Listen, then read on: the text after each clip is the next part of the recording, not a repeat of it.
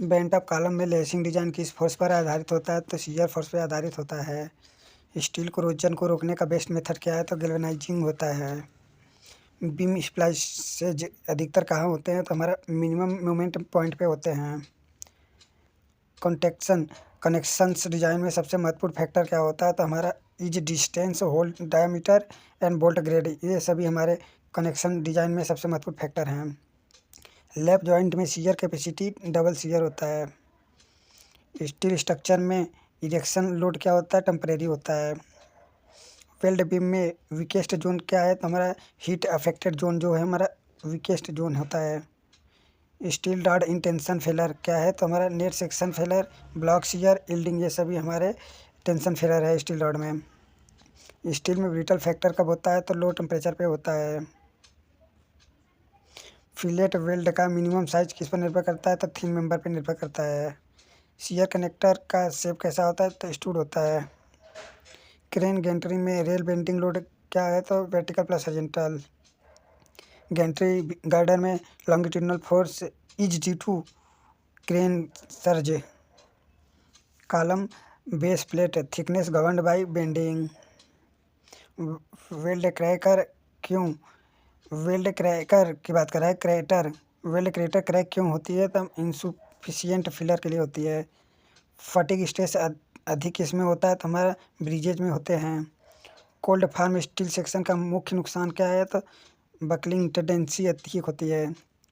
Plate girder में economical depth लगभग कितना होता है? तो स्पान अपन 20 होता है। फ्लेक्सुरल टेंसल फेलर कहाँ होता है? तो हमारा टेंशन फ्लेंज में होता है। वेल्डेड बेंट अप मेंबर में किस फेलर का खतरा होता है? तो ब्रिटल फेलर का खतरा होता है। यूनिवर्सल बीम का अन्य नाम क्या होता है? तो एच बीम होता है। स्टील में वाइब्रेशन रेजिस्टेंस किस डिजाइन से बढ़ता है? तो हमारा स्टिफनेस बढ़ाकर। वेल्ड मेथड डिपोजिशन रेट किस पर निर्भर करता है? तो हमारा ये करंट पे, electrode diameter and welding speed, इन सभी पे निर्भर करता है। बॉक्स सेक्शन टॉर्सन में कैसा व्यवहार करता है? तो स्ट्रॉन्ग व्यवहार करता है। शियर सेंटर किस सेक्शन पे सेंट्रॉइड से अलग होता है? तो हमारा ये चैनल में अलग होता है। स्टील मेंबर का लोकल बकलिंग किस पर निर्भर करता है? तो इसके विड्थ अपॉन थिकनेस रेशियो पे डिपेंड करता है। फटिग लिमिट स्टील से ये हमारा बात कर रहा है। फटिग लिमिट स्टील में किससे बढ़ता है? तो सरफेस से पॉलिशिंग से बढ़ता है। कॉलम में कंबाइंड स्ट्रेस किस में आता है? तो हमारा कंप्रेशन प्लस बेंडिंग में आता है। गैंट्री गर्डर का टाइपिकल मटेरियल क्या होता है? टाइपिकल मटेरियल प्लेट गर्डर होता है। बेस प्लेट बेरिंग स्ट्रेस किसका फंक्शन है? तो हमारा column load, concrete grade and plate area, इन सभी का फंक्शन है। वेल्डेड कॉलम में स्प्लाइस ज़्यादातर किस लोड के लिए दिया जाता है? तो एक्सियल लोड के लिए दिया जाता है। क्रेन रेल को सपोर्ट करने के लिए हमारा tie plate, hook bolt, rail sleep, ये सभी होते हैं। रिवेट डायमीटर सामान तक कितना लिया जाता है? तो 1.5 टी लिया जाता है। लग एंगल किस सेक्शन में ज़रूरी होता है? तो सिंगल एंगल टेंशन में ज़रूरी होता है। क्रेन हुक का फेलर मेथड मोड क्या है? तो हमारा क्रेन हुक का फेलर मोड हमारा फटीग है। स्टील ब्रैकेट डिजाइन में प्राइमरी लोड क्या होता है? तो बेंडिंग होता है। क्रेन गार्डर में लेटरल टॉर्सनल बकलिंग किस में कंट्रोल किया जाता है? तो हमारा क्रेन गार्डर में लेटरल टॉर्सनल बकलिंग कंट्रोल किस में किया जाता है? तो ब्रेकिंग में किया जाता है। स्टील में फायर प्रोटेक्शन हेतु क्या दिया जाता है? तो जिप्सम क्लैडिंग होता है। कंप्रेशन फ्लेंज को लेटरल सपोर्ट न मिले तो बकलिंग की संभावना बढ़ जाती है। वेल्डेड बीम में रेजिडेंशियल स्ट्रेस किस कारण आता है? तो हीट कंट्रैक्शन के कारण आता है। कॉलम स्प्लाइस अधिकतर कहाँ दिए जाते हैं? तो मिड हाइट पे दिया जाता है। स्टील डिजाइन में सेफ्टी फैक्टर क्या होता है? तो 1.6 लिया जाता है। कर्व बीम में सबसे अधिक स्ट्रेस इनर फाइबर में होते हैं। स्लीप क्रिटिकल जॉइंट में लोड ट्रांसफर फ्रिक्शन होता है। सबसे अधिक स्लेंडर मेंबर क्या है? Tie rod. वेल्ड सिंकेज के कारण किस प्रकार की समस्या होती है? तो डिस्टॉर्शन होती है। स्टील रूप ट्रस में पर्लिन का कार्य क्या होता है? तो लोड ट्रांसफर होता है। बॉक्स गर्डर का मुख्य कार्य क्या होता है? तो हाई टॉर्सनल स्टिफनेस होता है। स्टील में कोरेजन रेट किस पर निर्भर करता है? तो हमारा ह्यूमिडिटी, टेम्परेचर एंड पॉल्यूशन सभी पे डिपेंड करता है। स्टील ट्रस का सबसे इकोनॉमिकल स्पान क्या होता है? 30 से 80 मीटर होता है। हाई स्ट्रेंथ है फ्रिक्शन ग्रिप यानी HSFG का पूरा नाम है high strength friction grip. Bolt load किस में बात कर रहा है तो किससे ट्रांसफ़र करते हैं, तो हमारा HSFG बोल्ट लोड जो होता है हमारा फ्रिक्शन से ट्रांसफ़र करते हैं। लग एंगल का उपयोग किस में होता है, तो हमारा टेंशन मेंबर इफेक्टिव एरिया बढ़ाने के लिए लग एंगल प्रयोग किया जाता है। स्टील बीम में वेब क्रिपलिंग कब होता है, तो हमारे सपोर्ट के पास होता है। प्लेट गार्डर में वेब थिकनेस कम होने पर क्या आवश्यक है, तो हमारा वेब स्टिफनर देना आवश्यक हो जाता है। सॉफ्ट वेल्डिंग किस प्रकार की वेल्डिंग है, तो एक कॉन्टैक्टेड वेल्डिंग होता है, कंट्रोल्ड वेल्डिंग होता है। सॉफ्ट वेल्डिंग किस प्रकार की वेल्डिंग है, तो हमारा कंट्रोल्ड वेल्डिंग होता है। गैंट्री गर्डर में इम्पैक्ट फैक्टर 25% लिया जाता है। कंप्रेसिव मेंबर में टॉर्सनल बकलिंग विशेष रूप से किस सेक्शन में होता है, तो हमारे चैनल सेक्शन में होता है। वेल्डेड कनेक्शन में सबसे अधिक प्रभावी प्रॉपर्टी क्या है, तो टफनेस है। स्टील में फटीग फेलर किसके कारण होता है, तो हमारा रिपीटेड लोडिंग के कारण होता है। वेल्डेड जॉइंट इंस्पेक्शन सबसे अधिक टेक्निक की बात कर रहा है, सबसे अच्छी टेक्निक हमारा जो होता है अल्ट्रासोनिक टेस्ट होता है। टॉर्सनल बकलिंग किस में होता है, तो हमारे चैनल सेक्शन में होता है। एंकर बोल्ट किस लिए होते हैं, तो हमारे कॉलम फाउंडेशन कनेक्शन के लिए एंकर बोल्ट होते हैं।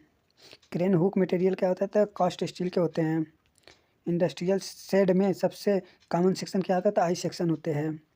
लॉन्गिट्यूडनल स्टीफर्स प्रोवाइड कहाँ किए जाते हैं, तो शियर रेजिस्टेंस में किए जाते हैं। रिवेट का मिनिमम पिच क्या होता है, तो 3D होता है, जहाँ डी डाया होता है। लेफ्ट जॉइंट में इको इसेंट्रिसिटी की बात करें तो लो होता है, लेफ्ट जॉइंट में इंटेंसिटी लो होती है।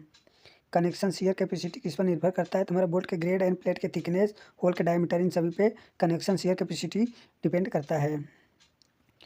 बीम कॉमन बीम मेंबर में फेलर क्या होता है, कंबाइंड एक्शन होता है।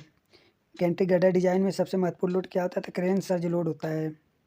शियर कनेक्टर्स कहाँ उपयोग होते हैं, तो हमारा कंपोजिट बीम में होते हैं, कंपोजिट बीम में।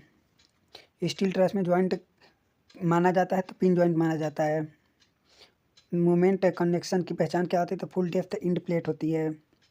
ISMB सेक्शन में फ्लेंज होते हैं, तो पैरेलल होते हैं। स्टील का मॉडुलस ऑफ प्लास्टिसिटी कितना होता है, तो 2 × 10⁵ MPa होता है, या फिर न्यूटन पर mm² होता है। शियर लेग इफेक्ट इसमें अधिक होता है, पूछा है तो एंगल्स में अधिक होते हैं। बेंट ऑफ कॉलम में बैटन स्पेसिंग का नियम क्या है, तो लीस्ट रेडियस जो होता है उसका 50 गुना होता है। स्लेंडरनेस रेशियो बढ़ने से बकलिंग स्ट्रेंथ क्या है, घट जाती है। प्लेट गार्डर में स्टिफनर का कार्य क्या होता है, तो वेब बकलिंग को रोकना होता है। फ्लेक्सुरल बकलिंग मुख्य रूप से किस में होता है, तो लॉन्ग कॉलम में होता है। वेल्डेड जॉइंट का सबसे बड़ा एडवांटेज हमारा नो होल वीकनिंग होता है। स्टील में फायर रेजिस्टेंस कम क्यों होती है, तो हमारा हाई थर्मल एक्सपेंशन के कारण होती है। स्टील कोरोजन रोकने का सबसे अच्छा तरीका हमारा गैल्वेनाइजिंग है। स्टील स्ट्रक्चर में ब्रेसिंग का उपयोग लेटरल स्टेबिलिटी बढ़ाने के लिए किया जाता है। इसेंट्रिक जो हमारा होता है इसेंट्रिक कनेक्शन में फेलर मोड क्या है, तो बेंडिंग प्लस शियर, ये दोनों हैं। टेंशन मेंबर फेलर में सबसे क्रिटिकल क्या होता है, तो नेट सेक्शन रेप्चर होता है। स्टील कॉलम बेस प्लेट की इस कोड में डिजाइन होते हैं, तो IS 800 द्वारा steel column base plate design होते हैं। गसेट प्लेट का मेन फंक्शन क्या है, तो लोड ट्रांसफ़र मेन फंक्शन है। बेंट अप सेक्शन क्यों बनाया जाता है, तो लोड कैपेसिटी बढ़ाने के लिए। लेसिंग का उपयोग किस लिए किया जाता है, तो बकलिंग लेंथ कम करने के लिए। कंप्रेशन मेंबर में सबसे महत्वपूर्ण फैक्टर हमारा स्लेंडरनेस रेशियो होता है। स्टील ट्रस में सबसे ज़्यादा एक्सियल सेक्शन क्या है, तो बॉटम कोड में होते हैं। हाई स्ट्रेंथ बोल्ट का ग्रेड क्या होता है, तो 8.8 होता है। फ्लेट वेल्ड की इफेक्टिव थ्रॉट थिकनेस पूछ रहा है कितना होता है, तो 0.7 इंटू साइज होता है। रिवेटेड जॉइंट आजकल क्यों कम उपयोग किए जाते हैं, क्योंकि लेबर इंटेंसिव होता है। प्लास्टिक सेक्शन का अर्थ है रोटेशन कैपेसिटी अधिक। स्टील संरचना में FE 415 का अर्थ क्या होता है, तो यील्ड स्ट्रेस 415 में MPa। स्ट्रक्चरल स्टील में डक्टिलिटी बढ़ाने के लिए किस तत्व को नियंत्रित किया जाता है, तो कार्बन को नियंत्रित किया जाता है। स्टील डिजाइन में लिमिट स्टेट मेथड किस कोड पर आधारित होता है, तो IS 800 2007 आधारित होता है। स्टील स्ट्रक्चर में शियर बकलिंग सबसे पहले किस भाग में होती है, तो वेब में होती है।